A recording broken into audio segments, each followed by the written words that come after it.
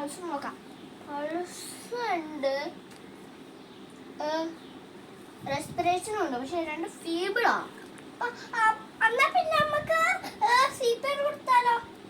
ഇങ്ങനെ അഡീഷൻ നമ്മൾ CPR കൊടുക്കല്ലേ, എത്രയും പെട്ടെന്ന് ഹോസ്പിറ്റലിൽ എത്തിക്കാൻ നോക്കണം. അല്ലെങ്കിൽ നമ്മുടെ ഹാർട്ടിന്റെ ഒരു ഇതുണ്ട്, അതിന്റെ അപ്പൊ അത് വർക്ക് ചെയ്യുന്ന സമയത്ത് നമ്മൾ CPR കൊടുത്ത് ഇയാൾ പിന്നെയും ബോധം കെട്ട് വീഴും.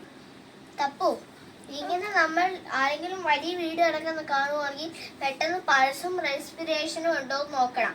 പൾസും റെസ്പിറേഷനും ഉണ്ട്, പക്ഷെ ഫീബിൾ ആണെങ്കിൽ ഉണ്ടെന്നെങ്കിൽ ഒരിക്കലും കൊടുക്കല്ല്. ഇങ്ങനെ നമ്മൾ പുറത്തുനിന്ന് CPR കൊടുക്കുമ്പോൾ ഹൃദയം അതിൻ്റെ ഒരു വിധത്തിലാണ് പ്രവർത്തിച്ചുകൊണ്ടിരിക്കുന്നത്, അത് നഷ്ടപ്പെടും. അതുകൊണ്ട് CPR കൊടുക്കാൻ തുനിയാതെ എത്രയും പെട്ടെന്ന് ആശുപത്രിയിൽ എത്തിക്കുക. പോകുന്ന വഴിക്ക് കണ്ടിന്യൂസ് ആയിട്ട് പൾസും റെസ്പിറേഷനും ചെക്ക് ചെയ്തുകൊണ്ടിരിക്കണം. ഇൻ കേസ് ഓക്സിജൻ കൊടുക്കാൻ പറ്റുന്ന സിറ്റുവേഷൻ ആണെങ്കിൽ എത്രയും പെട്ടെന്ന് ഓക്സിജൻ കൊടുക്കുക. നിങ്ങളുടെ കയ്യിൽ അത്യാവശ്യം വല്ല ബ്ലാങ്കറ്റോ ബെഡ്ഷീറ്റോ ഉണ്ടെങ്കിൽ പെട്ടെന്ന് പേഷ്യൻറ്റിന് അത് വെച്ച് പുതപ്പിക്കുക. കാരണം എന്താ വെച്ചാൽ ഈ ഒരു കണ്ടീഷനിൽ ബോഡിയുടെ ഹീറ്റ് നഷ്ടപ്പെടാനുള്ള സാധ്യതകളുണ്ട്. ഇതെങ്ങനെ പോകുന്ന വഴിക്ക് പൾസും റെസ്പിറേഷനും നിന്ന് പോവുകയാണെങ്കിൽ CPR സ്റ്റാർട്ട് ചെയ്യുക. അങ്ങനെ ഒരു ജീവൻ രക്ഷിക്കുക.